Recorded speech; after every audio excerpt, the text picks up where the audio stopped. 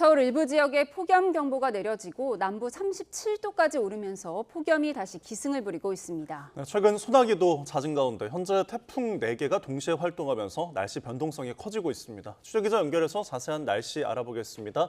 김민경 기자, 더위가 한동안 주춤했는데요. 열대 폭염경보까지 다시 내려졌다고요? 네, 서울은 9일 만에 다시 열대야가 나타난 데 이어 보름 만에 폭염경보도 내려졌습니다. 현재 산간을 제외한 사실상 전국에 폭염특보가 발효 중입니다. 오후 3시 반 기준 경남 북창원은 37도까지 치솟았고 강릉 36.4도, 양산도 36.3도를 기록 중입니다. 서울도 32.5도 등 중부지방도 30도를 웃돌며 평년 기온을 2, 3도가량 웃돌고 있는데요.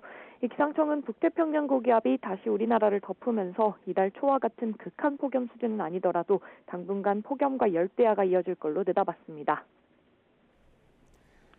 네, 요즘 소나기도 잦은데 새로운 태풍까지 발생했다고요?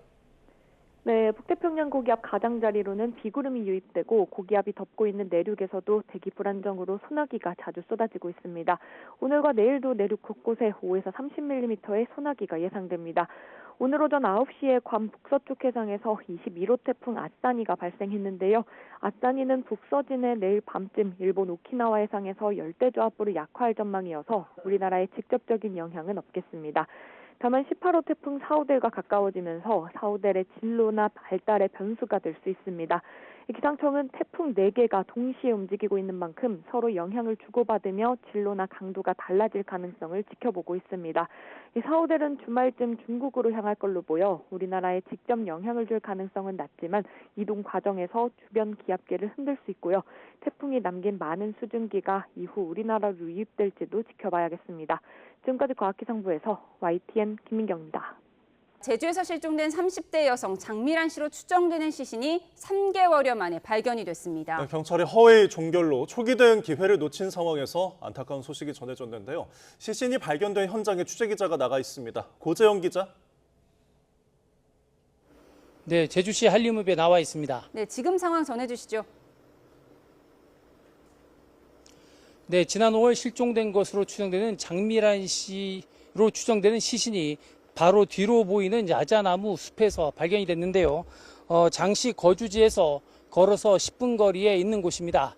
시신은 오늘 오전 10시 46분쯤 합동 수색에 나섰던 경찰이 농장 안에서 발견했습니다. 시신은 나갈 때 입었던 옷차림을 그대로 하고 있는 것으로 알려졌습니다. 실종 신고가 접수된 지 100여일 만이자 경찰이 대대적인 재수색에 나선 지 4일 만입니다.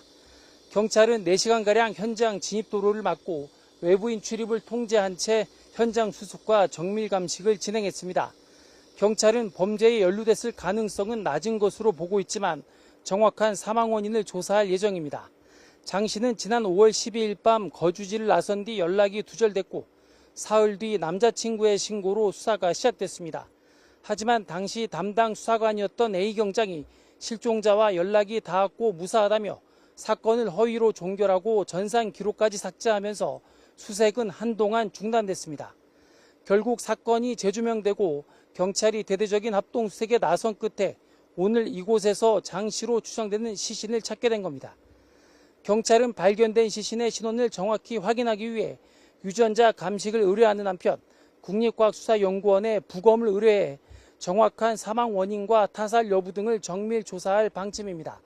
지금까지 장미란 씨로 추정되는 시신이 발견된 곳에서 YTN 고재영입니다. 유재성 경찰청장 직무대행이 국회 행안위 전체회의에 나왔습니다. 네, 제주 실종 사건 관련 여야 의원들의 질의가 쏟아지고 있는데요. 국회로 가보겠습니다. 박정현 기자. 네, 국회입니다. 네, 오후부터 관련 질의가 시작됐는데 주요 내용 짚어주시죠. 네, 유재성 대행은 우선 이번 사건 관련 국민께 우려를 끼쳐 매우 송구하다고 사과했습니다. 현재 수사 상황과 경찰의 초동 수사 미비, 실종 사건 처리 매뉴얼까지 여야 의원들의 폭넓은 질의가 진행 중인데요. 앞서 실종 104일 만에 장미란 씨로 추정되는 시신이 발견됐다는 소식 전해드렸습니다. 유 대행은 아직 공식 부검 전이지만 옷차림과 휴대전화가 같기 때문에 동일인으로 추정하고 있다고 밝혔습니다. 또 지금까지 타살 의심 흔적은 발견되지 않았다고 설명했습니다. 설명했는데요. 발견 장소가 장씨 숙소와 불과 도보 5에서 10분 거리에서 발견됐다는 점에 애초 휴대전화 기지국이 한림항으로 나와서 수색을 진행했지만 확인되지 않아 범위를 넓힌 거라고 해명했습니다. 아울러 장씨 사건을 수사한 경장이 처리한 실종 수사 처리건은 모두 298건으로 허위 종결 의심 건수는 아직 보고받지 못했다고 말했습니다. 유대행은 오늘도 본청에서 감찰 인력을 내려보냈다며 접수부터 처리, 종결까지 철저히 책임을 묻겠다고 약속했습니다. 또 담당자가 자체 종결할 수 있는 실종 수사 시스템 문제를 지적하면서 관련해 윗선 보고를 거칠 수 있도록 제도 개선 검토도 약속했습니다. 네, 오전에는 민주당 김민석 대표가 국민의힘 장동혁 대표를 예방했는데요. 회동 분위기와 주요 발언도 전해주시죠. 네, 오전 11시 김민석 대표가 직접 국회 본청 국민의힘 대표실로 찾아갔고요. 장동혁 대표는 밝은 얼굴로 마중했습니다. 먼저 발언권을 얻은 김민석 대표가 끊어지지 않는 대화의 다리를 놓고 싶다고 제안했고 장동혁 대표도 수시로 대화하자며 화답했지만요. 쟁점 현안을 두고 여야 대표가 면전에서 반박과 재반박을 주고받는 이례적 장면이 연출되기도 했습니다. 장동혁 대표가 먼저 과거 노무현 전 대통령이 대법원장과 갈등 끝에 대법관 제청을 수용한 사례를 언급하며 노무현 정신을 계승하는 민주당 대표로서 국민의 편에서 역할을 해달라 포문을 열었고요. 여기에 김민석 대표 어느 한쪽의 결단이 아니라 절차를 포함한 모든 수준이 정상화해야 한다는 차원에서 접근하고 있다고 응수했습니다.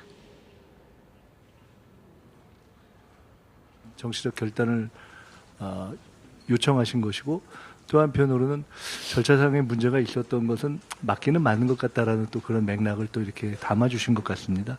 잘 감안하겠습니다. 절차적 문제에 너무 무게를 두지 말자고 말씀을 드렸던 것입니다. 직면하고 있는 여러 사법적 문제와 연관지어진다면 부동산 문제에도 장동혁 대표는 시장 질서의 예외를 인정하는 방향으론 부작용이 발생할 수밖에 없다며 과감한 정책 전환을 촉구했고요. 김민석 대표는 여야 모두 아쉬움을 축적해온 측면이 있다며 공동 책임론을 언급했습니다. 공개 발언으로 뼈 있는 말을 주고받은 여야 대표는 정작 비공개 회동에선 고작 3분 정도 대화를 나누는 데 그쳤습니다. 지금까지 국회에서 전해드렸습니다. 3대 특검 이후 남은 의혹을 수사해온 권찬영 2차 종합특검이 180일간의 수사 결과를 발표했습니다. 네, 관련 내용 법조팀 취재기자 연결해서 알아보겠습니다. 유서연 기자. 네, 사회부입니다. 네, 3대 특검 전국을 지나서 2차 종합특검까지 이제 수사를 마무리한 거죠? 네, 그렇습니다. 2차 종합특검이 180일의 활동을 마치고 오늘 최종 수사 결과 브리핑을 진행했습니다. 권창영 특검이 직접 45분가량 발언을 이어갔고 특검보들과의 질의응답도 뒤따랐는데요. 최종 사건 처리 현황을 보면 종합특검은 최근 2주간 40여 명, 180일 동안 도합 58명을 재판에 넘겼습니다. 이 가운데 구속은 7명, 법인까지 포함해 불구속은 51명입니다. 네, 권창영 특검이 수사 종료 발표에서 내란 관련 상설 수사기구의 필요성을 언급했죠. 네, 권 특검은 수사기관이 합동으로 참여하는 특수본을 설치해 상설 조직 형태로 장기적으로 수사를 이어갈 것을 제안했습니다. 향후 미제를 넘겨받을 국수본만으로는 한계가 있을 수 있다는 건데요. 권 특검은 내란 세력이 아직 의지를 보존하고 있고 기회가 있으면 내란을 일으킬 수 있고 성공 가능성도 있다고 생각한다며 이같이 밝혔습니다. 특수본 수사 이후 진상조사위를 설치해 실무자와 가담자 진술을 확보하는 방안도 생각해봐야 한다고 덧붙였습니다. 이와 함께 내란 특검과 충돌해왔던 부분인 내란 종료 시점에 대해서도 언급했는데요.